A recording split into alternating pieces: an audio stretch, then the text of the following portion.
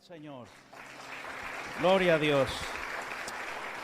Pueden ocupar sus asientos en esta tarde, hermanos. Y póngase muy cómodo porque hoy hay bendición hasta las 2 de la mañana, ¿eh? Gloria al Señor. ¿Cuántos han venido con hambre de la palabra del Señor? Pero ¿cuántos han venido con ganas de adorar a Dios? Usted no podrá predicar como el pastor Manolo Sierra, pero puede adorar a Dios con su corazón y con sus manos, ¿verdad? Así es que el Espíritu del Señor mora en cada uno de nosotros. Sea cada uno de ustedes bienvenidos en esta hora, en este lugar, hermanos. Sé que hemos esperado esta hora, este momento, con mucho interés. ¿Cuántos quieren dar un aplauso a Dios, pero con todo su corazón? Gloria a Dios, gloria al Señor, gloria al Señor, porque Él vive, es que estamos vivos. Glorias sean dadas a nuestro Dios, bendito sea el Señor, porque en su plan divino, hermanos, Él envió a su Hijo, nuestro Señor y Salvador, para morir en la cruz del Calvario. Así es de que yo sé que usted al final va a querer saludar al hermano Manolo, a su esposa, a su familia, al hermano Armando. Yo quisiera, hermano Armando, a usted lo presentamos muy poco, que se ponga de pie. Mire, y les voy a dar el chisme, ¿eh? ¿Saben ustedes quién es mi hermano Armando? El culpable de que todos los días a tiempo salgan todos los videos que usted y yo vemos, ¿eh? Muchos días, yo soy testigo en México y aquí. Son las 3 de la mañana y para que todo salga a tiempo, él todavía está en la computadora subiendo eso. Pero también al final usted podrá saludarlos a ellos, darles una palabra, tomarse una fotografía. Pero también, hermanos, me siento muy cómodo. Si quiere darle un aplauso a Dios por la vida del pastor Manolo Sierra, désela también muy fuerte. Glorias sean dadas a Dios. Ese aplauso es de gratitud a Dios y a Él por el esfuerzo, ¿verdad? No hay nadie como nuestro Dios. Somos la gente más privilegiada del planeta Tierra. Nuestro Dios nunca pierde, siempre gana. Todas las victorias son nuestras y todas las derrotas son para el otro, ¿verdad? Y dice la Biblia que mayor es el que está en nosotros que el que viene contra nosotros. Que lo intente, pero por un camino vendrá y por 7 huirán, dice la Biblia. Porque ha sido vencido en la cruz del Calvario por el nombre de nuestro Señor Jesucristo. Cierra tus ojos en esta tarde ahí donde estás, mi querido hermano. Aleluya. Quiero que le des gracias al Señor con tus propias palabras. Y le digas de todo corazón, gracias, Dios mío, por lo que has hecho en mi vida. Gracias, Señor, porque tú eres el que ha cambiado nuestra vida. Has limpiado y perdonado todos y cada uno de nuestros pecados. Y en esta tarde podemos estar aquí en tu presencia adorándote y alabándote, Señor Jesús. Si en esta tarde tú no conoces al Señor Jesús como tu Señor y Salvador personal, qué lindo sería que mientras se va a exponer la palabra, le dijeras al Señor, yo quiero conocerte, Señor. Yo quiero confiar y tener fe en ti como los que te conocen dicen que tienen en ti, Señor. Deja que el Espíritu Santo aclare tus dudas, ponga tu vida en orden, llene tu corazón, para que cuando termine esta reunión, este culto, puedas salir por esas puertas con el gozo de la salvación. Aleluya. Señor, háblanos en esta tarde a través de tu hermosa y poderosa palabra. Gracias, Señor, porque siempre tú nos hablas a través de ella. Queremos pedirte que nuestros oídos estén abiertos, estemos atentos a lo que tú hoy, Padre Santo, nos quieras transmitir y enseñar. Gracias por esta reunión que estamos celebrando en tu nombre, Señor, donde sabemos que tú estás en medio nuestro. Recibe toda la gloria. Lo pedimos todo en el precioso nombre de Jesús. ¿Cuántos dicen amén? Amén. Gloria a Dios. Aleluya. Amén, hermanos. Pueden tomar asiento, por favor. Aleluya. Qué rica es el agua, ¿eh? A todo el mundo le gusta el agua. Los vendedores de agua en los tiempos de Israel, cuando salían con los cántaros, con las vasijas llenas de agua, recién sacada de los pozos, de esos pozos de agua viva, iban por las calles diciendo: ¿dónde Dios? ¿Dónde Dios? ¿Dónde Dios? Se vende, ¿dónde Dios? Y la gente salía y les compraba agua, porque en aquellos tiempos no era tan fácil como hoy en día, ¿no? Que abres un grifo, una canilla, ¿no? Y sale el agua. En aquellos tiempos había que ir a buscarla, había que sacarla, extraerla de los pozos, pero había gente que se dedicaba a la venta ambulante de agua. Y en vez de ir por las calles diciendo: vendo agua, decían esa frase que les acabo de decir: ¿dónde Dios? ¿Dónde Dios? Una tarde calurosa, nuestro Señor Jesucristo se paró en el pozo de Jacob, en la ciudad de Samaria. Y vino una mujer de no muy buena reputación, que digamos, a sacar agua. Y dice la Escritura que el Señor Jesucristo le dijo, cansado del camino: dame algo de beber, dame agua. Y ella le dijo: ¿cómo tú, siendo hombre y además judío, me pides a mí, mujer samaritana, que te dé agua? Cuando tú sabes perfectamente que judíos y samaritanos no nos llevamos nada bien, ni nos dirigimos la palabra. Y el Señor Jesús le dijo: si tú supieras quién te pide agua, tú le pedirías a él agua viva. Pero si tú no tienes ni cómo sacarla. Y ahí empezó una conversación que le cambió la vida a esta mujer. Y él se definió como el don de Dios. Porque todos los que beban de ese agua volverán a tener sed. Y tú lo sabes perfectamente. Pero el que bebe del agua que yo ofrezco, nunca más volverá a tener sed. Señor, me parece que tú eres un profeta.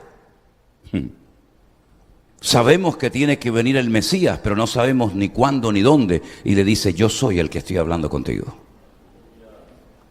Vete a buscar a tu marido, dile que venga. Y la mujer le dice: Señor, yo no tengo marido. He tenido 5. Y el que ahora tengo no es mi marido. Dice: bien has dicho. Es verdad, tienes razón, que no tienes marido. Y ahí empezó una conversación que le cambió la vida a esta mujer.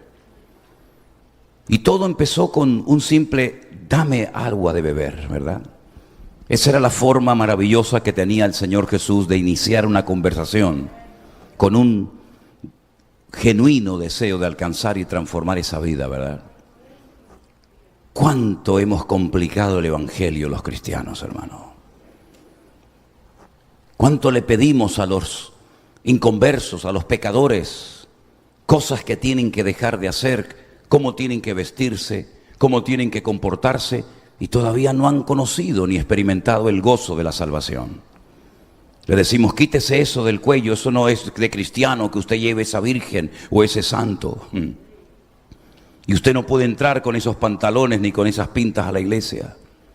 Y antes de que la persona se comience a interesar por el Evangelio, lo estamos vacunando contra el Evangelio. Porque le damos una lista de prohibiciones: esto no se puede hacer, esto tampoco y esto tampoco. Pero no le decimos lo que significa conocer el Evangelio de nuestro Señor Jesucristo. Y creemos que somos nosotros, con nuestros sermones, con nuestras predicaciones y con nuestras exhortaciones, públicas o privadas, las que van a cambiar a la gente.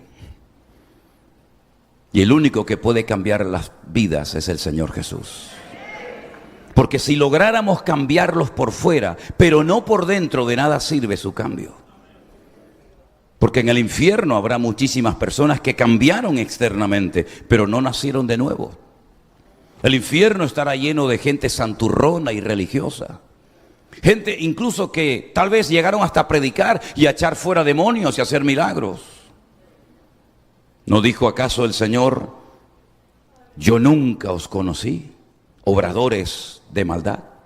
Pero Señor, ¿cómo nos dices eso? En tu nombre nosotros echamos fuera demonios. Y en tu nombre hicimos esto. Y en tu nombre. Sí, está bien. Porque mi nombre tiene poder. Mi nombre tiene poder. El diablo lo reconoce. Y el que usa mi nombre va a ver resultados. Pero no significa que esos resultados avalen tu conversión. Porque no es lo que hacemos para el Señor, sino lo que Él ha hecho en nosotros lo que marca la diferencia. Y hay algunos que van engordando la lista de su currículum, ¿verdad? Diciéndole al Señor, he hecho esto, he hecho aquí, he estado por aquí, he estado por allá. Pero todo lo que has hecho, ¿quién te dijo que lo hicieras? ¿Qué es lo que te ha motivado? ¿Cuál ha sido el motor que ha puesto en funcionamiento tu vida? ¿Por qué predicaste lo que predicabas? ¿Por qué hacías lo que hacías? ¿Quién te mandó? ¿No sería mejor y ahorraríamos más tiempo y energías pidiéndole al Señor que nos revelara su voluntad? Y que nos dedicáramos en la vida única y exclusivamente a hacer la voluntad de Dios y no hacer un montón de cosas y terminar agotados. Y al final que el Señor nos diga, todo lo que has hecho, yo nunca te dije que lo hicieras. Esos tus planes, tu agenda, tus objetivos, tus sueños personales, pero nada de lo que has hecho coincidía con mi santa y perfecta voluntad. Y qué triste tiene que ser una persona que incluso llega a agotarse sirviendo supuestamente al Señor, pero resulta que a lo mejor sin darse cuenta se está sirviendo a sí mismo. Porque el Señor no nos ha llamado para servirnos de la gente, sino para servir a la gente. Y todo lo que hacemos, que el Señor nos libre de hacerlo para llamar nuestra atención, la atención de la gente hacia nuestra persona. Que pasemos lo más desapercibido posible, que la gente ni siquiera se dé cuenta de lo que hayamos hecho, pero que delante de Dios hayamos sido obreros aprobados, que no tenemos nada de lo cual avergonzarnos. Amén, hermanos. Así como los coches les mueve la gasolina que llevan en sus depósitos, a nosotros nos tiene que mover, por supuesto, por encima de cualquier otra cosa, el amor a nuestro Dios, el amor al prójimo, el amor a la obra de Dios. Pero todo eso lo pone en funcionamiento un elemento del cual quiero hablar en esta noche. Y se encuentra en la carta, quien la haya escrito, a los Hebreos, en el capítulo 11. La carta a los Hebreos es una carta muy profunda que para poder entenderla uno tiene que tener un mínimo de conocimiento de las Sagradas Escrituras del Antiguo Testamento. Ahí se habla de sacrificios, de altares, de sacerdotes, de ofrendas. Ahí se habla del tabernáculo, de todo el mobiliario que había dentro de aquel edificio, de aquella carpa. Y si uno no está familiarizado con toda la terminología y con todo lo que sucedía en el Antiguo Testamento, difícilmente vas a poder disfrutar de esta carta que fue escrita a hebreos, a judíos, a personas que tenían un altísimo conocimiento, por lo menos en la teoría, de lo que llamamos vulgarmente el Antiguo Testamento. Pero en medio de todos los temas que toca, el autor de esta carta se detiene en el capítulo 11 y da una definición que todavía hasta a estas alturas nadie se había atrevido a dar acerca de lo que es la fe. En el versículo 1 dice que la fe es la certeza de lo que se espera, la convicción de lo que no se ve. Luego, por medio de la fe nosotros podemos incluso llamar las cosas que no son como si ya fuesen. La fe no necesita ver, ni tocar, ni sentir, sino simplemente creer. Simplemente creer. La fe no está basada en la emoción. La fe no está basada en la experiencia. La fe está basada en las promesas de Dios y en Él, que goza de suficiente credibilidad como para decir, yo me fío y creo en lo que tú has prometido y en lo que tú has hecho por mí a lo largo de la historia. La fe es el elemento indispensable para poder agradarle y para poder servirle. No es una propuesta, no es una sugerencia, sino es una orden. Tened fe en Dios. Es un imperativo.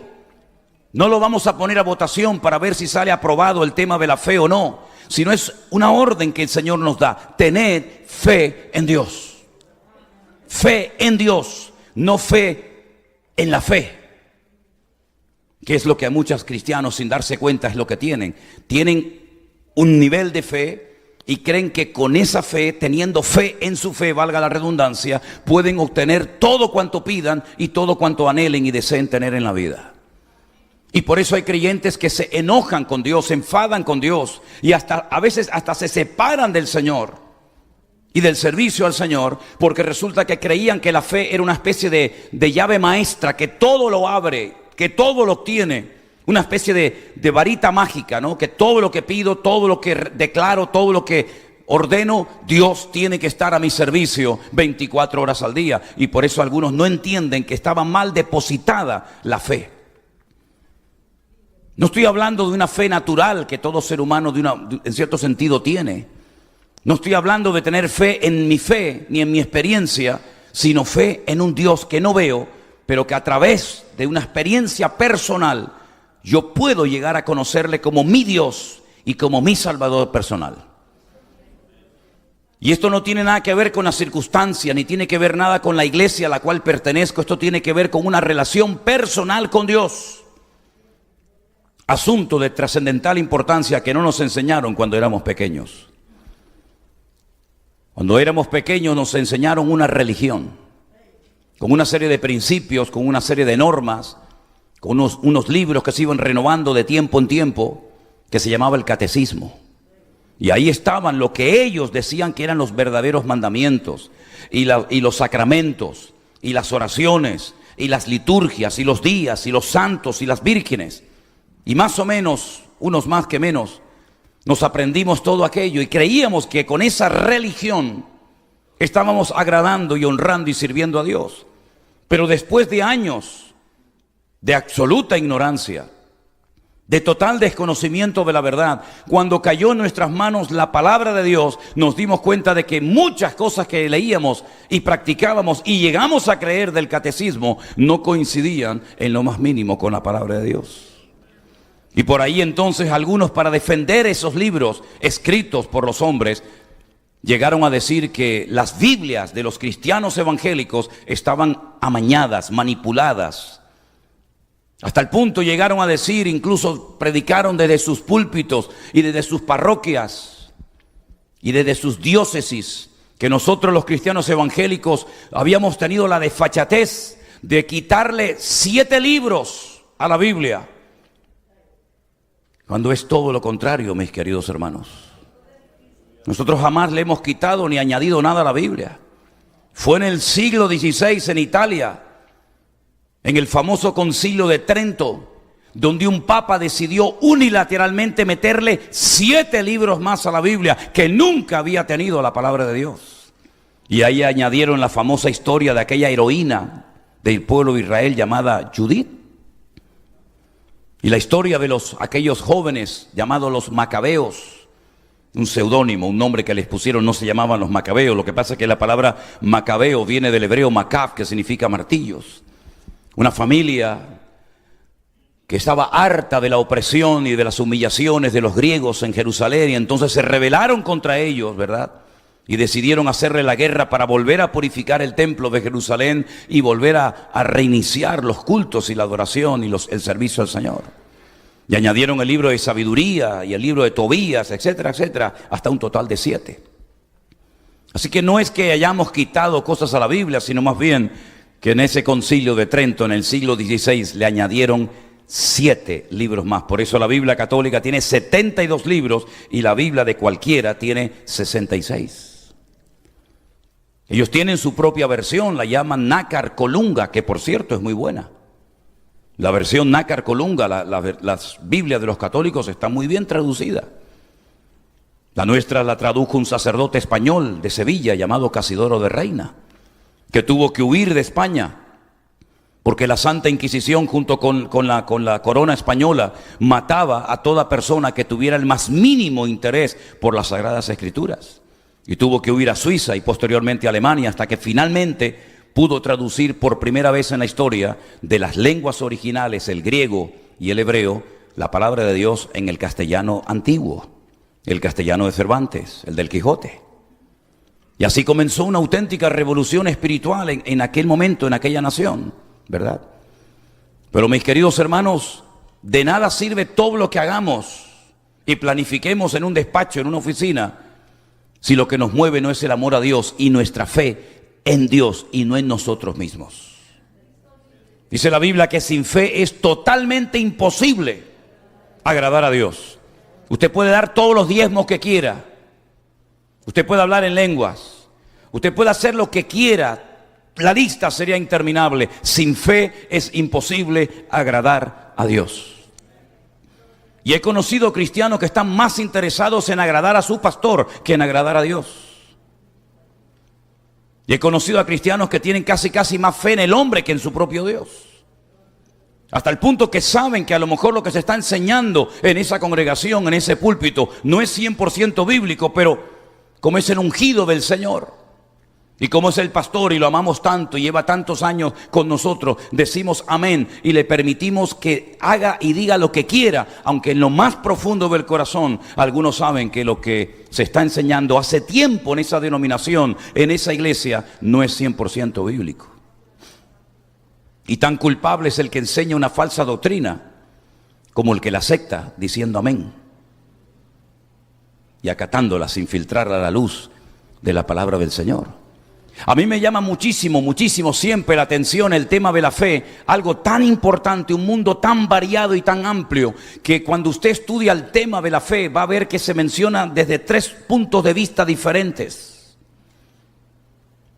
Dice la Biblia que por gracia sois salvos por medio de la fe, y esto no de vosotros, pues es don de Dios.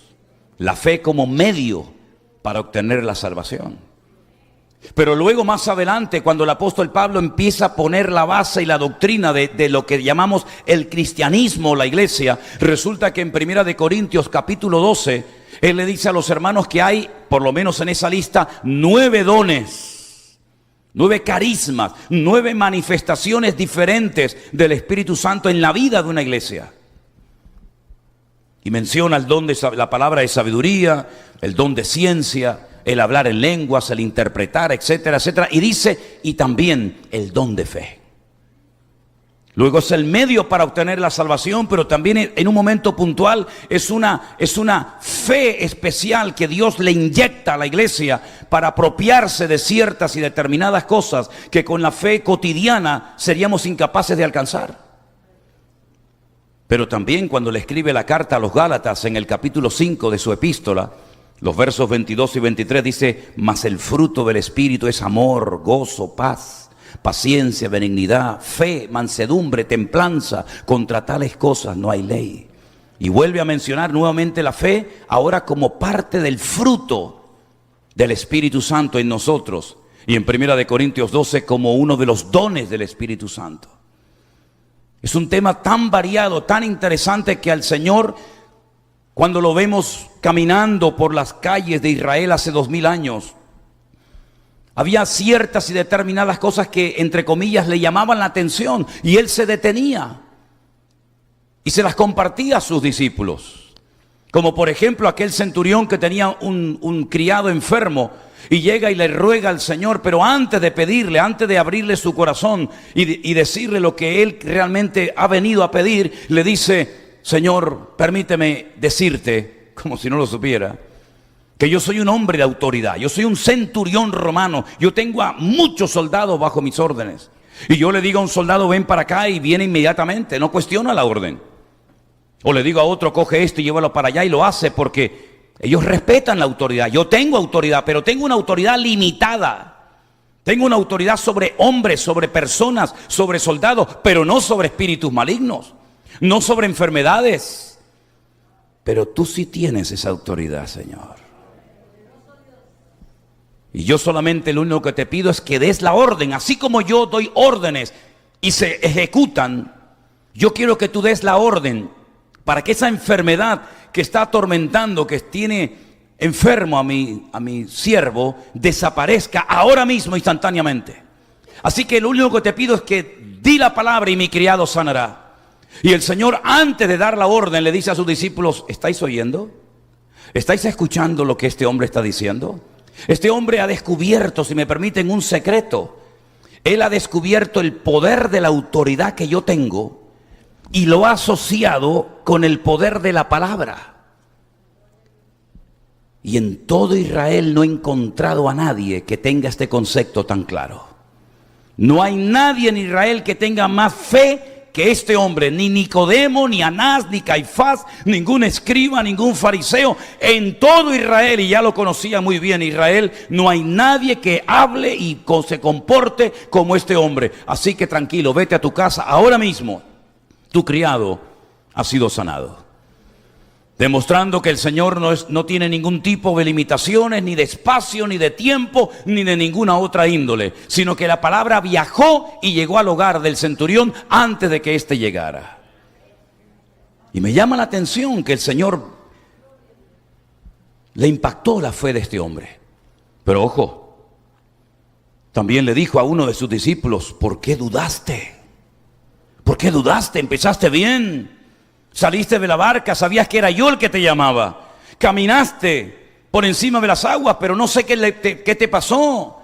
Y tuviste que clamar y yo te levanté y volvimos a la barca caminando. Y ahora te digo, ¿por qué dudaste, hombre de poca fe? Y el otro día compartía, ya no sé dónde, cuando el Señor estaba en Capernaum. Cafer, Naún, el pueblo de Naún, está en la casa y ya la gente no cabe. La casa estaba rotada y dice que descubren el techo, era paja, eran hojas de palmera, y de repente bajan a un paralítico y dice el Señor: cuando Jesús vio la fe de ellos. Luego Jesús puede ver la fe que tenemos hoy. No podemos decir: hermano, voy a traer el domingo al culto la fe para que vean qué grande es la fe que yo tengo. Vamos a medirla. Vamos a pesarla, vamos a fotografiarla y subirla a las redes sociales para que todo el mundo vea cuánta fe tenemos en nuestra congregación. No, es algo como abstracto, algo que no se puede tocar, no es tangible. Pero el Señor sabe cuánta fe tenemos en esta noche. Y el Señor sabe también la calidad de la fe que tenemos. Y la fe es algo que se puede transmitir. ¿Sabían eso? La fe es algo contagioso. Vamos dejando marcas en el mundo espiritual de todo lo que hacemos, de todo lo que decimos. Nuestras oraciones son como estandartes, como banderas, cosas que ocurren en ciertos lugares. El diablo recuerda que en ese lugar hubo gloria de Dios. Es como cuando sacaron aquellas 12 piedras del fondo del río Jordán. Y Josué dice: antes de que las aguas vuelven a cerrarse, saquen del fondo del río Jordán 12 enormes piedras, una por cada tribu de Israel, y pónganla una encima de la otra. Y esto será un monumento conmemorativo para las futuras generaciones. Y hay en varios sitios de Israel este tipo de monumentos. No es el de la época de Josué, pero hay en varios sitios de Israel. Por ejemplo, cuando vas por las carreteras, en algún cruce, llegando a Galilea, recuerdo que hay otro, que hay unas piedras enormes, una encima de la otra, exactamente igual que aquel monumento que hizo Josué. Y le preguntaron y le dijeron: ¿y esto qué significado tiene? ¿Para qué lo hacemos? Dice: para que el día de mañana vuestros hijos sepan que aquí el Señor hizo un milagro y las aguas del río Jordán se abrieron.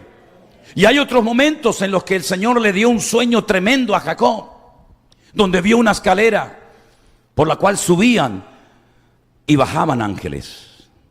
Y entonces cogió aceite y ungió la piedra para recordar que en ese lugar el Señor le mostró algo especial que nunca en su vida Jacob olvidaría.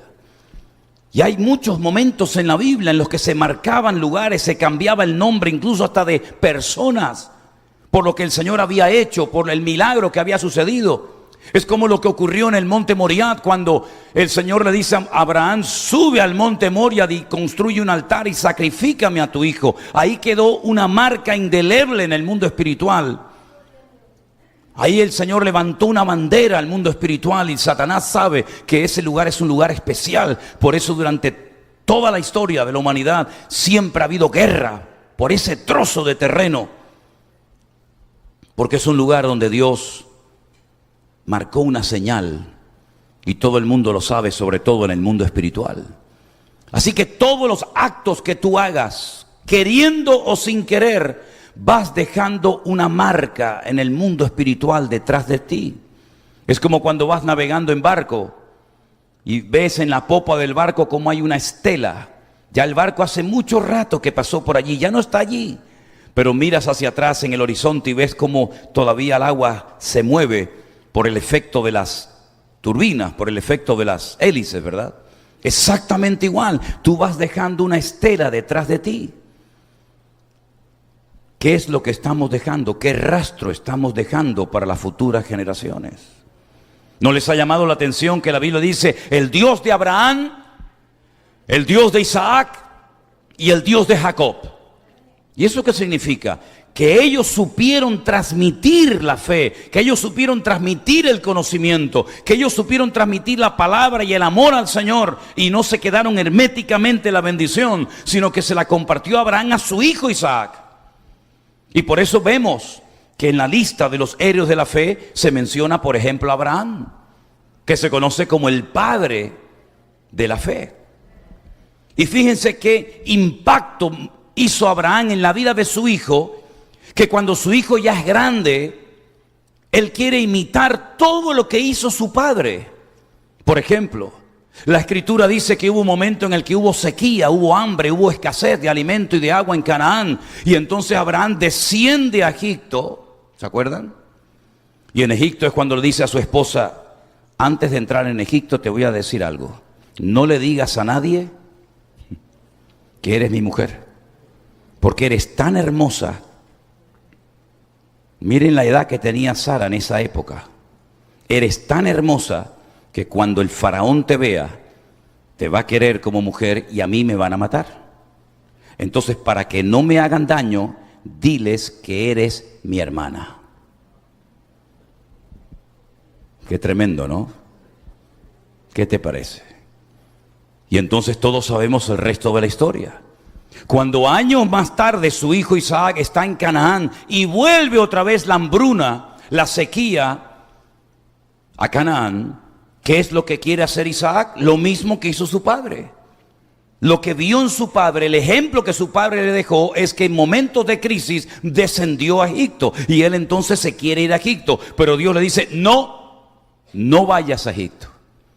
Tú no tienes que descender. Pero Señor, aquí no hay agua. Me han cegado los pozos. Yo abro un pozo y vienen y le echan tierra y piedra encima. Y el Señor le dijo, tú no vas a descender a Egipto. Tú vas a sembrar aquí. Pero Señor, aquí no hay agua. Yo vivo en el desierto. No es una tierra fértil, no es una buena tierra. ¿Cómo voy a sembrar en el desierto? Y el Señor dijo, tú te vas a quedar aquí y vas a sembrar. Y ese año, en obediencia, Isaac sembró y dice que cosechó a 100 por 1. Y los filisteos le tenían envidia y celos, porque la bendición de Dios siempre, no sé por qué, despierta los celos y las envidias en los que no tienen su corazón alineado con el Señor. En vez de gozarte en la bendición del hermano, resulta que hay que ponerle la pierna encima al hermano, porque resulta que tiene más que tú, o Dios lo ha usado más que tú, y entonces empiezan las rivalidades. Y dice la palabra de Dios que ese año, sembrando en el desierto con pocos recursos, el Señor lo bendijo de tal manera, porque no depende del sitio donde vives, mi hermano. Depende del Dios que tienes. El Dios de los nicaragüenses es igual que el de los norteamericanos. El Dios de Honduras, de Salvador, el Dios de China, de Japón y del mundo entero es igual que el de Manhattan, igual que el de San Francisco, Las Vegas. Lo que pasa es que a veces creemos que el Dios de los americanos es más poderoso que el Dios de los centroamericanos. Y se equivocan rotundamente. El Señor no necesita de tu esfuerzo. El Señor lo que quiere ver es tu nivel de fe. Porque conforme a tu fe será hecho. Vivas donde vivas y trabajes o te dediques a lo que sea. Pero hay muchos cristianos que han entrado en ese juego de pensar que aquí voy a ser más prosperado y más bendecido que allí. Y veo a muchos cristianos afanados y trabajan y trabajan y trabajan. Hasta que Dios dijo en marzo del 2020, basta. A esos hombres que están todo el día trabajando, que le dicen a sus esposas, vete tú al culto que yo estoy muy cansado. No tengo tiempo para ir a la iglesia y escuchar predicaciones y orar y participar en la iglesia. Por eso, de un tiempo a esta parte, el Señor está haciendo algo tremendo. No sé si ustedes se han dado cuenta. De toda la vida, el 75%, y son estadísticas oficiales, el 75% de la asistencia a cualquier iglesia evangélica eran mujeres. Y un porcentaje muy pequeño de hombres. Pero cada vez estamos viendo que más hombres se están convirtiendo y entregando al Señor. Y no es una competencia, sino simplemente que ha llegado el momento de que usted como hombre se levante y ponga su mano en el arado y usted pueda superar en espiritualidad, ¿por qué no?, a su esposa, y que usted sea el cabeza del hogar y no la cola, y que usted pueda verdaderamente marcar una diferencia en la vida de sus hijos. Y si no, miren esta tarde cuántos hombres hay en esta reunión. Hace años esto no pasaba. Y había una crisis de liderazgo. Y por ahí encontramos a mujeres en la iglesia haciendo de todo. ¿Por qué? Porque ¿dónde están los hombres? Entonces Dios dijo, sí, 2 meses nos encerró dentro de nuestras casas. Sin iglesia, sin nada. Ahora sí que vas a tener tiempo para leer la Biblia, ¿eh? Ahora sí que vas a tener tiempo para orar. Y por ahí apareció un loco de España, con un telefonito, hablándote todos los días para que supieras que el Señor cuenta contigo, mi hermano.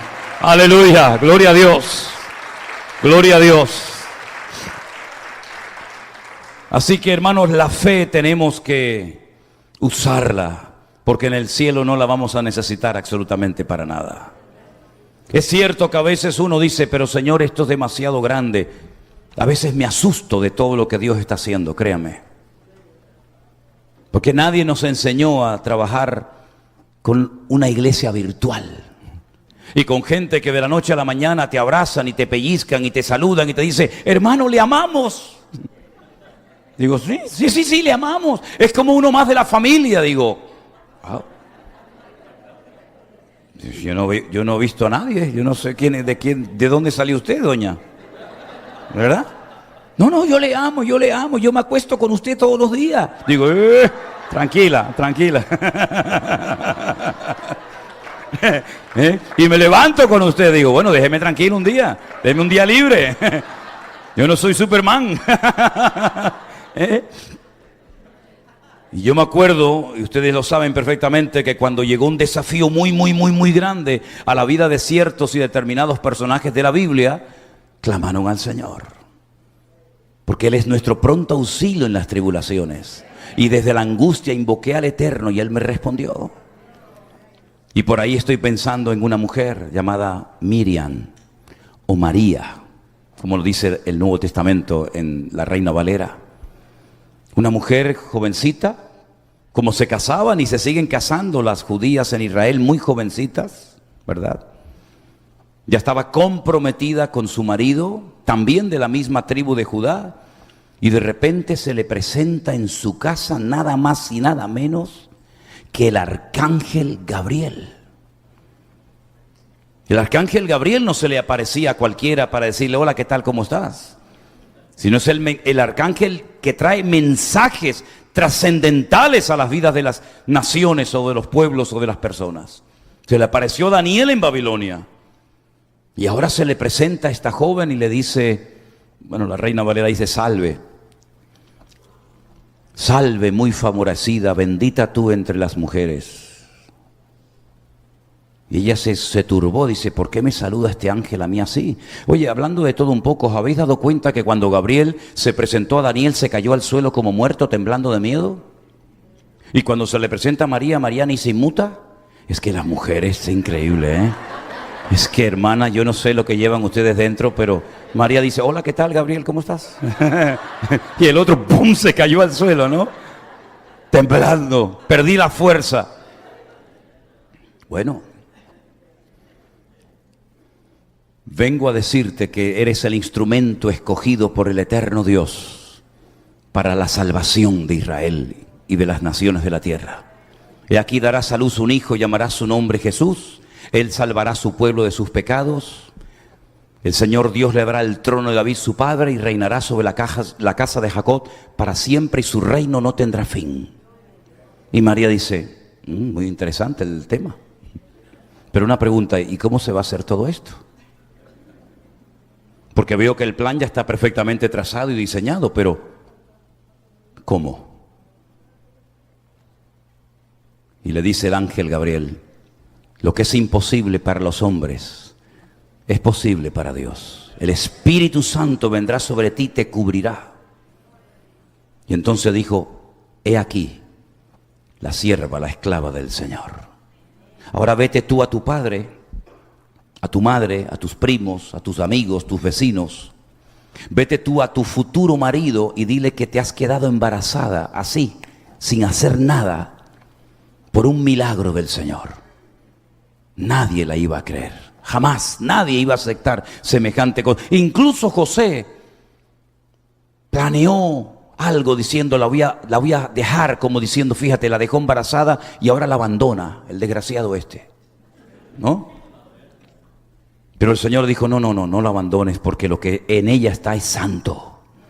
Dios ha puesto a su amado Hijo en su vientre. En el Talmud, yo no sé si conocéis algo del Talmud. El Talmud es una enciclopedia enorme que tardas más de 7 años y medio en leerlo. Toda la tradición, las conversaciones, las preguntas, la respuesta, ahí está la Totafot, la Gemara y tantas cosas. Hablan barbaridades de María. Cuenta el Talmud que un centurión romano llamado Pantera la violó y después ella para ocultar su pecado, porque también había participado en todo aquello, pues dice que el Señor la había dejado embarazada, y es una barbaridad lo que el Talmud dice acerca de su embarazo. Porque nadie quería recibirla en la casa. Una chica a punto de dar a luz, se había corrido la voz, cuidado con esta,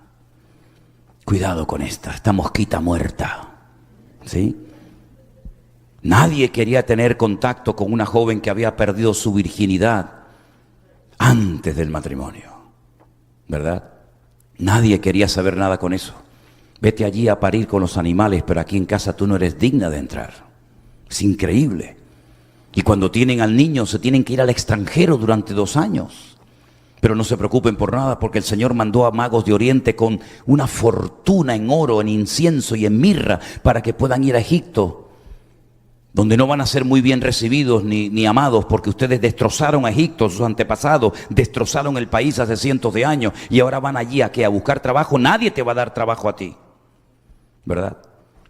Pero el Señor lo tenía todo planeado. El Espíritu Santo hizo una obra tremenda, cosa que el hombre todavía hasta el día de hoy cuestiona, se burla y se ríe y no lo acepta. Exactamente igual le pasó a aquel jovencito que ni siquiera llegaba a la edad de poder enrolarse en el ejército del rey Saúl. Cuando va con aquella comida, ¿verdad? Y previamente se la da al rey y a sus hermanos. Y dice, pero ¿qué pasa? Hay un ambiente aquí de negatividad, hay un pesimismo. ¿Qué les pasa? Están vuestros rostros pálidos. Y le dicen, es que un gigante llamado Goliat lleva 40 días amenazándonos. Está pidiendo un hombre. Nos está proponiendo un nuevo sistema, ¿verdad? De enfrentarnos unos a los otros. No vamos a ir 1000 contra 1000 o 10.000 contra 10.000, sino 1 contra 1. Y el que gane, gana la batalla y se lleva el botín. Y me imagino David frotándose las manos, dijo, uy, qué fácil está esto, ¿no? Fantástico, 1 contra 1, gloria a Dios, ¿qué problema hay? Dice, pero es que este hombre mide 3 metros de altura. Es un profesional de la guerra. Es el Rambo de los filisteos. Y el rey está muerto de miedo en la tienda de campaña y le dice, no se preocupen, quiero hablar con el rey inmediatamente. Lo llevan a la tienda de campaña del rey Saúl y le dicen, este muchacho quiere hablar con usted, señor. ¿Qué quieres? No se preocupe, oh señor rey mío, yo voy a ir a pelear contra el gigante Goliat. Pero ¿cómo vas a ir tú a pelear contra el gigante Goliat? Enano, que no tienes un armamento. Mira, coja mi armadura y se la ponen. Cojan mi casco, mi jabalina, la coraza, pónganselo a él. Y dice que lo armaron con las vestiduras de Saúl y dice que probó a andar y era incapaz de moverse. Y le dice, es que yo no sé moverme con esto. Si no te sirve a ti la barbadura, rey, ¿me va a servir a mí? ¿Por qué no te la pones tú? yo me voy solo, con mis piedritas en el bolsillo, pero llevo un secreto. El Dios que me ha librado de las garras del oso y del león es el Dios que me va a librar de este gigante, y hoy todo Israel sabrá que nuestro Dios es el Dios vivo y poderoso. Le voy a cortar la cabeza y las aves del cielo comerán sus carnes, porque Él viene contra mí con espada, con lanza y jabalina, pero yo voy contra Él en el nombre de mi Dios, el nombre del Dios de Abraham, de Isaac y de Jacob. Y hoy sabrá Israel que nuestro Dios es el Dios verdadero. ¿Cuántos dicen amén? No tengan miedo de los desafíos. Desafíos vendrán y Dios busca valientes. Dios busca valientes. Qué linda la historia de Abraham, sí, pero vívela tú. Vívela tú. Sal de los Estados Unidos. Deja tu casa, tu coche, tu trabajo y sal. Y le dice, ¿y a dónde? Dice, ya te lo diré. Pero es que si salgo de mi casa, mi padre me va a desheredar, mi familia se va a reír de mí, me va a decir, pero ¿qué Dios es ese que te llama y no te dice ni a dónde te lleva? Bueno, es lo que Dios me ha dicho, sal de tu tierra y de tu parentela, la tierra que yo te mostraré. Y salió sin saber a dónde iba, pero en esa aventura de fe, en ese caminar por el desierto, en esas largas caminatas, ¿verdad? En esas vigilias mirando esos cielos estrellados del desierto, por cierto, espectaculares. Un día se le presenta el Señor y le dice, cuenta las estrellas. Ponte a contar las estrellas. Y Abraham en obediencia empieza a contar las estrellas. Pero cuando iba por 3.465.000, le interrumpe su esposa y le dice, ahí ya perdí la cuenta, Abraham, tengo que empezar de cero. Y dice, Señor, no te preocupes, Abraham, vamos a hacerlo más fácil. Coge un puñadito de arena y ponte a contar los granitos. Dice, y otra vez dijo, Señor, esto es imposible. Dice, así será tu descendencia. Pero Señor, si yo soy ya de 100 años, y ya con 100 años pocas flores, ¿no? Ya con 100 años mi esposa estéril. Mira, vamos a hacer una cosa. Vamos a empezar por cambiarte el nombre. Los astrólogos de Babilonia, donde tú vivías, cuando los niños nacían, los colgaban en brazos, salían a una noche estrellada, miraban las estrellas y supuestamente interpretaban las constelaciones, los símbolos del zodíaco, y le asignaban a un nombre y ya lo marcaban de por vida. Y a ti el nombre que te pusieron no coincide con el plan que yo tengo para tu vida. A ti te pusieron padre enaltecido, nada más lejos de la realidad. Yo quiero que seas Abraham, padre de pueblos, de naciones, de multitudes de personas. Y entonces va a su esposa y le dice, a partir de hoy me vas a llamar Abraham. Y la mujer se le echa a reír y le dice, ¿por qué te tengo que llamar así? Dice, porque vamos a ser padres. Y la mujer se mató de la risa. Y el Señor le dice, ¿por qué se rió tu esposa? Pregúntale por qué se rió. Y le dice, Sara, ¿por qué te has reído? Y dice, no, yo no me reí de eso, tú sí te has reído. Vas a tener un hijo y vamos a demostrar si verdaderamente las promesas de Dios se cumplen, sí o no. Pero pasaron 30 años, sí, 30 años, y el niño no venía. Y entonces un día su esposa viene y le hace una propuesta y le dice, mira, yo no sé si interpretamos mal la voluntad de Dios, pero aquí esto no funciona, hijo. Yo tengo una criada que nos la regaló el faraón cuando nos fuimos de Egipto. Uy, qué curioso, te fuiste de Egipto, pero Egipto se te metió en la casa. Ten relaciones con ella y a lo mejor por ahí viene la bendición. Y el viejo, sin pensarlo 2 veces, dijo, lo que tú quieras, cariño. Y al poco tiempo quedó embarazada Agar. Y nació un hijo que se llamó Ismael. Y Abraham estaba contentísimo con el hijo. Por fin se cumplió la promesa. Pero ahora le viene el jarro de agua fría encima. El Señor le dice, coge al niño y a la madre y échalos fuera. Que los eche fuera. Sí, dales un cántaro de agua y lánzalos al desierto. Señor, en el desierto del Negev hay 50 grados a la sombra. Si yo mando a mi hijo con su madre, Agar, al desierto, los estoy condenando a la muerte. Y el Señor le dijo, yo cuidaré de él. Y fue la primera vez que un ángel se le presenta a una mujer en la Biblia y le dice, será un Pere Adam, un salvaje hombre. No un hombre salvaje, sino un salvaje hombre. Todos contra él y él contra todos. Por su espada vivirá, y 10 naciones saldrán de sus lomos. Y ahí nacieron las naciones árabes, que son ricas y prósperas. Y tú dices, ¿qué tiene esta gente? Arena por todos los lados. Pero ponen de rodillas al mundo cuando les dé la gana, porque tienen el petróleo. Ay, amigo. Y ahora subimos el barril, y ahora lo bajamos, y ahora producimos mucho, y ahora producimos poco. Ahí está la descendencia de Abraham. Y entonces Abraham dice, pero ahora no tengo hijo. Dice, es que ese fue el hijo en la carne. En la carne tú y yo somos capaces de hacer muchas cosas. Y puede ser que funcionen, pero en la carne no nos movemos en el Señor, sino en fe y en obediencia. Y cuando nació Isaac, que significa, Él te hará reír. Cuando ya por fin Abraham ha entendido que el plan de Dios no pasaba ni por Agar, ni por Ismael, sino por Isaac, su heredero, el Señor le dice, en él serán benditas todas las naciones de la tierra. Y ahí está Abraham contentísimo con su hijo. Pero una mañana Dios le vuelve a hablar y le dice, Abraham, tengo una noticia que darte.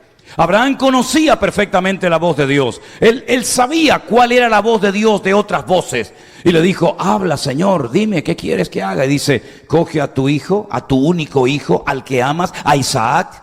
Fíjate la cantidad de datos que le da. Coge a tu hijo, tu único hijo, tu primogénito, al que amas, a Isaac, para que no quede duda, ¿será el otro? No, es este. Y vete a lo alto del monte Moriah y sacrifica sobre un altar. Otro jarro de agua fría encima. Ahora que lo tengo, ahora me lo pides. Y ahí camina el viejo Abraham 72 horas desde Beersheba, el sur del desierto del Negev, hasta el monte Moriah en Jerusalén. Y cuando llegan a un lugar con sus criados, con sus siervos, con sus animales, les dice, espérennos aquí, ustedes quédense aquí. Porque en aquel monte es donde el Señor me mandó que fuera con Isaac. Quédense aquí, que nosotros iremos, adoraremos y volveremos. ¿Eso no es fe? Entonces, ¿qué es? Y cuando iban por el camino, Isaac, que sabía perfectamente cómo se hacía un sacrificio, le pregunta a su padre, padre, la leña la llevamos, perfecto, el cuchillo lo llevamos, el fuego también, pero papá, se nos olvidó lo más importante, el cordero. ¿La víctima? ¿Dónde está? Y en hebreo, en español no se ve, pero en hebreo le dice, el Señor proveerá, y con las primeras letras de cada una de estas expresiones le dice, el Señor proveerá de cordero. Isaac tenía 40 años. Ay, hermano, yo no sabía eso. Bueno, ya lo sabe. Pero yo siempre aprendí en la escuela dominical que Isaac era un niño chiquitito. No, era un hombre hecho y derecho de 40 años. Y cuando dice iban yahad, iban juntos, quiere decir que el padre sabía que su hijo era la víctima, pero la víctima sabía que él también iba a morir ese día. Pero él, en sometimiento absoluto, en rendición absoluta al padre, acepta la voluntad de Dios, aunque no la entienda, porque no siempre vas a entender la voluntad de Dios, porque no siempre va a coincidir con la tuya, porque no siempre va a ser agradable, pero la voluntad de Dios es santa, agradable y perfecta, aunque no la entienda. Y allí suben a lo alto del monte Moriah, lo pone sobre el altar, y entonces Abraham saca el puñal, y cuando está dispuesto a clavárselo y a ejecutarlo, el Señor le dice, alto, no lo hagas. Y todos conocemos el resto de la historia. Y esa piedra todavía está allí en el monte Moriah en Jerusalén. Ese altar donde un hijo estuvo a punto de morir, pero la sangre de los toros y de los machos cabríos y de cualquier ser humano no pueden redimirnos de los pecados. Pero desde el monte Moriah te giras así un poquito y miras enfrente y ves otro pequeño monte llamado el monte de Gólgota o Calavera. Y allí subió otro hijo cargando su propia cruz. Y extendió sus manos y lo crucificaron. Y no se oyó ninguna voz del cielo diciendo, alto, no me lo toquen, alto, déjenme a mi hijo en paz, sino que el padre guardó silencio absoluto. Y entonces el hijo alza la mirada al cielo y dice, Dios mío, ¿por qué me has desamparado? Porque era la única manera de redimir a la raza humana de sus pecados. No es por religiones, no es por sacrificios, no es por penitencias, no es por velas, sino es por la sangre de Cristo que quita el pecado del mundo. Y tienes que morir, hijo. Y tengo que abandonarte. Tengo que darte la espalda. Porque todo el pecado de la raza humana, desde Caín, desde Abel, desde Adán y Eva, te lo he puesto sobre tus hombros. Y yo soy santo y no puedo tener comunión contigo en este momento, hijo. Entonces el hijo le dice: Padre, en tus manos encomiendo mi espíritu. Ya que mi carne me la van a matar y me la van a machacar, por lo menos lo que llevo dentro, en tus manos encomiendo mi espíritu. Y al tercer día, el Padre, recibiendo el sacrificio de su amado Hijo Jesús, lo levanta de entre los muertos y asombra al mundo, demostrando que la ofrenda fue aceptada, demostrando que aunque tuvo que morir conforme a las Escrituras, también conforme a las Escrituras, el Padre envía nuevamente la vida, el Espíritu a su Hijo y lo resucita de la tumba. Y hay ahí un montón de detalles que nos dejan a todos con la boca abierta, ¿verdad? Y por ejemplo encontramos el detalle de aquella mujer temprano a la mañana llamada María Magdalena, porque era de un pueblo que era un saladero de pescado en Galilea llamado Magdala, y ella era María de Magdala, Magdalena, y se encuentra esta mujer con el sepulcro abierto, vacío. Y por ahí se han hecho todo tipo de especulaciones. ¿Será que se equivocó de tumba? ¿Será que robaron el cuerpo? Y entonces alguien le dice: María, no busques entre los muertos al que vive, porque acaba de resucitar. Y de repente oye María, y cuando se da la vuelta dice: Señor mío. Y cuando lo va a tocar le dice: no me toques, porque ni siquiera aún he subido a la presencia de mi Padre. Pero vete y dile a mis discípulos que yo vivo, que he resucitado. Habían puesto 16 soldados romanos en la puerta del sepulcro, armados hasta los dientes, para que ninguno de sus seguidores se acercara al sepulcro. Habían puesto un precinto romano que cualquiera que lo quebrantara sería reo de muerte.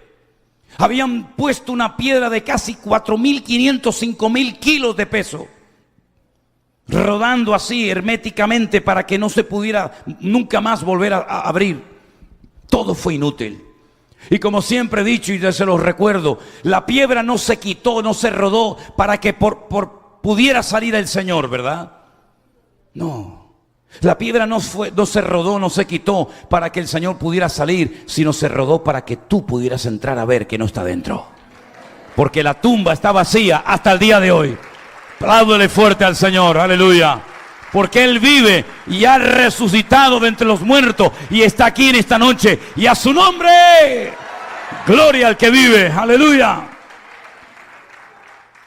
Y entonces va María Magdalena a la casa donde están reunidos, probablemente la misma casa donde el Señor partió el pan y el vino días atrás.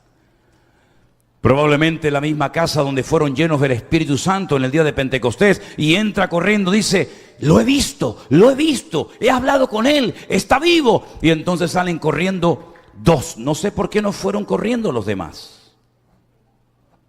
Solamente dos.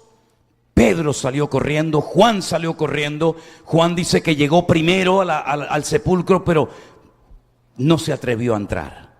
Pero Pedro, ya saben cómo es, entró, y el Evangelio según San Juan dice: entró, vio y creyó. Entró, lo entiendo. Vio, más o menos. Pero lo de creer no lo entiendo, o no lo entendía. ¿Qué fue lo que vio para decir ahora creo? Vio sus ropas, el sudario puesto allí, sin romperse en una explosión, sino vio el sudario puesto allí con la forma de que alguien estaba dentro, envuelto en él, pero no estaba nadie dentro. ¿Y por dónde salió? Es como cuando ponemos una almohada, ¿no? Y la tapamos, como estos en Alcatraz, ¿se acuerdan? Que pusieron así con aquellas cabezas. Parece que estaban, pero no estaban. Y cuando Pedro entró, vio aquello, dijo, pero ¿por dónde salió? Entonces ahora entiendo que él entró, vio y creyó. Ya creo en él. Sí, pero tú ya no eres uno de ellos. ¿O es que acaso te has olvidado que hace 3 días dijiste públicamente, yo no le conozco, yo no sé quién es? ¿De qué sirve ahora que digas que crees? Tú te desconectaste, tú apostataste de la fe en el Señor. Y entonces se vuelve a presentaros otra vez el Señor a María Magdalena y le dice, dile a mis discípulos y a Pedro, esos matices, qué interesantes, ¿verdad? Que vayan a Galilea, que allí me los voy a encontrar. Y caminan casi una semana para poder llegar allí. Y muy temprano a la mañana en el mar de Galilea se encuentra el Señor unos pescadores y resulta que son ellos, sus discípulos. Otra vez, 3 años después, vuelven otra vez a aquellas redes y barcas que dicen que las habían dejado, pero no las habían dejado porque ahí las tienen otra vez.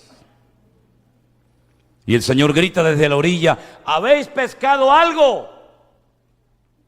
Y le dice, no. Toda la noche hemos intentado pescar y no hemos pescado nada. ¿Toda la noche? Sí, toda la noche. Qué curioso, ¿no? Hace unos días atrás les pedí que oraran conmigo un ratito y se quedaron dormidos. Y ahora estás toda la noche y no te entró sueño ni cansancio. Es como esos hombres que se pegan hasta las 4 de la mañana viendo películas en televisión o chateando, vete tú a saber con quién. Y después resulta que le dice, vamos a orar un ratito y dice, ay no, que estoy muy cansado, tengo sueño, mañana me tengo que levantar a trabajar. Sí, te has cansado para lo que te interesa. Para las cosas tuyas nunca estás cansado ni tienes sueño. Pero cuando hablamos de las cosas del Señor, siempre estás cansado, siempre tienes que o lavar el coche, o cambiar el aceite al coche, o visitar a no sé qué cliente. Qué rollo patatero tienes. Qué mal te lo montas, amigo. ¿A quién pretendes engañar? Que ya no eres un niño ni un crío de 15, 18 años, hombre. Que ya eres un hombre hecho y derecho. Y el Señor se te presenta y dice, ¿has pescado algo? Dime qué has hecho con tu vida. Trabajar y pagar deudas. Pero para mí, ¿qué es lo que has hecho? Ya está bien de perder el tiempo, mis queridos hermanos.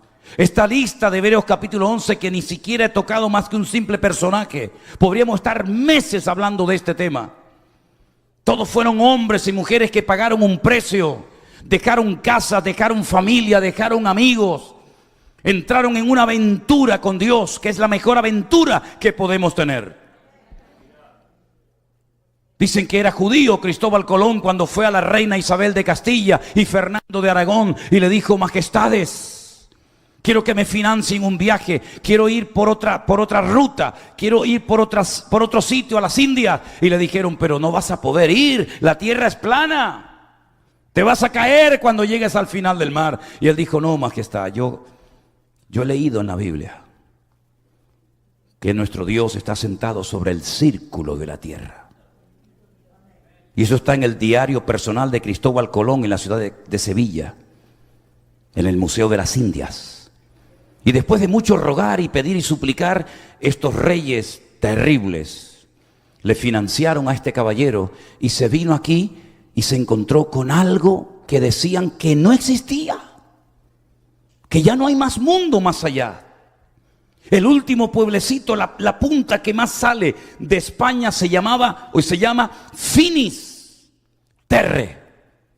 El fin de la tierra, no hay más tierra. Si vas para allá no vas a encontrar nada, te vas a morir. Hay dragones, hay animales mitológicos que van a terminar despedazando las naves. Es una pérdida de tiempo y de dinero. Y por eso en el antiguo escudo español aparecía una frase en latín que decía non plus ultra, no más allá. Pero cuando él regresó y trajo evidencia de que sí había vida, y sí había civilizaciones, y sí había cultura y animales, etcétera, etcétera, tuvieron que cambiar el escudo español y ya no dice non plus ultra, ahora dice plus ultra, hay más allá. Y yo no sé lo que ha sido tu vida, llena de sacrificios, de penalidades. Ya no puedo más, ya no aguanto más, se me han ido los años, he criado los hijos, he pagado esto, he pagado lo otro, y ya estás como ya tirando la toalla. Pero el Señor hoy te dice, cosas que los ojos no vieron, ni oídos oyeron, ni han subido al corazón del hombre, son las que Dios tiene preparadas para los hombres y mujeres que le aman a Él, aleluya. Y estamos en ese tiempo de renovación, de transformación espiritual, donde estamos conociendo a centenares, créanme hermanos, centenares, miles de hermanos, prácticamente en casi todas las naciones de la tierra, en los 5 continentes, hombres y mujeres que han entendido lo que Dios nos quiso decir en marzo del 2020. ¿O creen que fue casualidad aquello? ¿Creen que fue casualidad que muchos no pudieran ir a trabajar ni a estudiar y que estuvieran todo el santo día en casa? ¿Fue casualidad? Fue tal vez una de las últimas oportunidades para que la iglesia despierte de su letargo espiritual. Yo tengo una convicción personal, si me permiten voy a darla. Mi opinión es que desde hacía siglos Dios no hablaba tan claro a la iglesia. La iglesia entró como una especie de letargo, una especie como de adormecimiento, de confort, ¿verdad? Pero el Señor dijo, basta. Vuelvan a las Escrituras. Vuelvan a la sencillez del Evangelio. No le compliquen la vida a los convertidos diciéndoles que si no dan, están bajo maldiciones. No le compliquen a la vida a la gente que si las primicias. Déjense de cuentos y de rollos raros. Auténticos manipuladores de la Escritura, ¿verdad? El Señor dijo, basta, métanse conmigo en mi secreto, lean la palabra, descúbranme, conózcanme a mí, para que cuando termine esta etapa y vuelvas a tu iglesia, si es que quieres volver, no digas amén como los borregos, sino diga, un momento, eso no está en la Biblia, pastor, es que yo soy el pastor y yo soy un hijo de Dios y yo no puedo decir amén a lo que no es bíblico. A eso nos llevó el Señor, a una reestructuración de nuestra vida cristiana con el Señor. Una cosa es el respeto, faltaría más. Una cosa es el amor, el cariño a una persona, pero no significa que yo porque sea el pastor pueda hacer lo que me da la gana en la iglesia. Yo no soy el dueño de la iglesia, ni el dueño de nadie. Nuestro dueño es el Señor. De hecho, cada vez que usted dice la palabra Señor significa amo, dueño. Pues ¿cómo llamamos al Señor Señor si luego no hacemos su voluntad? Así que mis queridos hermanos, les invito a que cierren sus ojos en este momento. Créanme, minutos antes de subirme aquí estaba tan cansado que yo digo, Dios mío, qué terrible es predicar cansado. Pero si les confieso que ahora sería capaz de predicar 8 horas, de verdad se lo digo. Pero miren, lo importante es que lo que hemos oído en esta tarde lo pongamos en práctica. ¿Cómo está su fe, mi hermano? ¿Cómo está su fe, hermana? ¿Tiene bien claro su comunión y su relación con el Señor? Estamos aquí de paso. Por mucho que podamos hacer, por muchos años que podamos vivir, estamos de paso. Y el Señor nos dice hoy a través de su palabra, lo que tengan que hacer, háganlo pronto. Que no queda mucho tiempo. Es la realidad. No queda mucho tiempo. Probablemente somos la iglesia más cerca de los últimos tiempos que jamás ha pisado este planeta Tierra. Por eso, si tú en esta tarde todavía no le has entregado tu vida a Jesús, ¿qué esperas? ¿Qué más necesitas ver? ¿Qué más necesitas ver? La misericordia que Dios ha tenido con nosotros ha sido infinita. ¿Saben cuántos han quedado por el camino? ¿Sabes cuántos han muerto? Y el Señor te ha mantenido vivo para que hoy tengas tu oportunidad. El Señor no quiere que nadie se pierda. Pero el Señor es un caballero, ¿eh? No se mete donde no lo llaman, donde no lo invitan. Él llama, te habla por la radio, por la televisión, por un predicador, da igual. Pero el Señor te llama.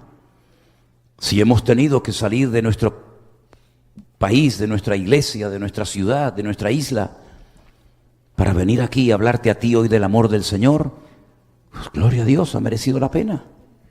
Porque para eso hemos venido aquí, no para llevarnos los bolsillos llenos de dinero. Jamás le he pedido un centavo a nadie. Jamás hemos ido por la vida abusando de la gente. Pero mis queridos hermanos, hemos venido aquí a darte el mensaje de salvación. No sé si te vas a congregar aquí o en la virtual o en ninguna, no lo sé, no sé esos detalles.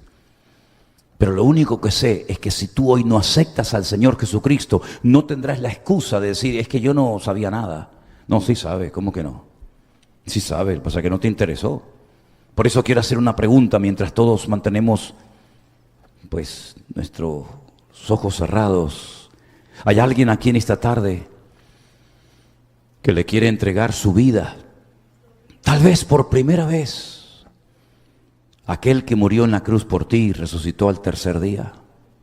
Si hay alguien aquí entre nosotros que le quieres entregar tu vida al Señor Jesús, ahora es el momento idóneo para hacerlo.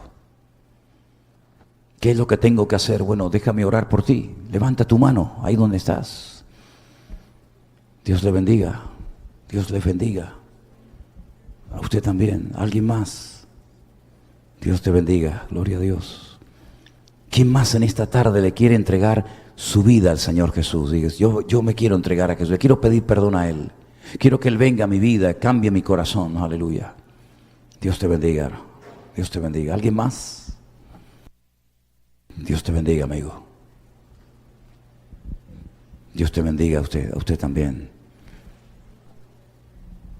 Voy a pedirles tal vez a los músicos si nos pueden ayudar en esta tarde, ¿verdad? A los que levantaron su mano, ¿me permiten orar por ustedes aquí delante de la plataforma? ¿Sí? Vengan un momentito adelante, por favor, no tengan ningún reparo en hacerlo. Venga aquí delante, por favor. Aleluya, gloria a Dios. Gloria al Señor Jesús. Venga adelante. Gracias, Señor Jesús. Gracias, oh Dios. La Biblia dice que cuando un hombre, una mujer, una persona confiesa públicamente al Señor Jesús delante de los demás, en la otra vida, cuando estemos delante de su altar, Él nos confesará delante del Padre. Es así. Pero si alguien se avergüenza de mí en la tierra, dijo el Señor, yo también me avergonzaré de ti en la otra vida. Pero ustedes han sido valientes, hoy le van a entregar su vida no a un hombre, no a una iglesia, a una religión, a una denominación, a Dios, a Él, que está aquí con nosotros en esta noche. Cierre sus ojos, por favor, si es tan amable. Y quiero guiarle en una sencilla oración que usted la puede repetir en alta voz, pero hágala desde lo más profundo de su ser, porque el Señor nos está escuchando y viendo en este momento. Diga conmigo, Señor Jesús,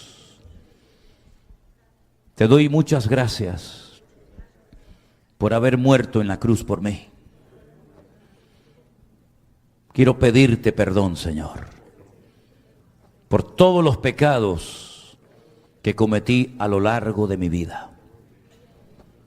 Me arrepiento, Señor, de haber pecado contra ti. Pero yo sé, Señor Jesús, que tú moriste por mí en la cruz. Y por eso te pido perdón. Límpiame, Señor, con tu sangre. Públicamente, yo confieso que el Señor Jesucristo, el Hijo de Dios, a partir de hoy, será mi Señor y mi Salvador todos los días de mi vida. Me rindo a ti y te pido todo esto en el nombre de Jesús mi Señor.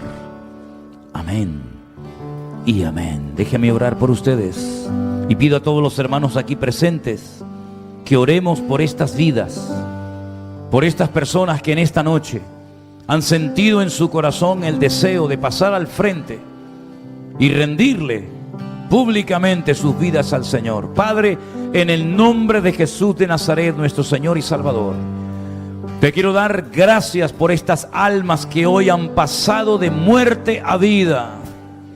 Gracias porque sus nombres, según tu palabra, han sido inscritos en el libro de la vida. Porque ahora son tus hijos. Ahora forman parte de tu familia, Señor Jesús.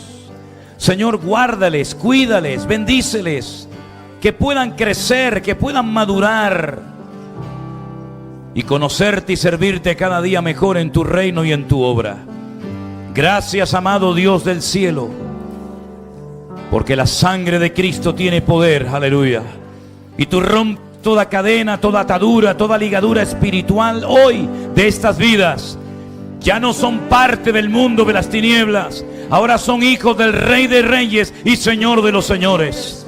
Ahora tu Espíritu Santo está en ellos y tú los vas a bendecir cada día. Bendícelos, Señor. En el nombre de Jesús, en el nombre de Jesús. A ti la gloria y la honra. Amén, amén, amén y amén. Aleluya. Cantemos a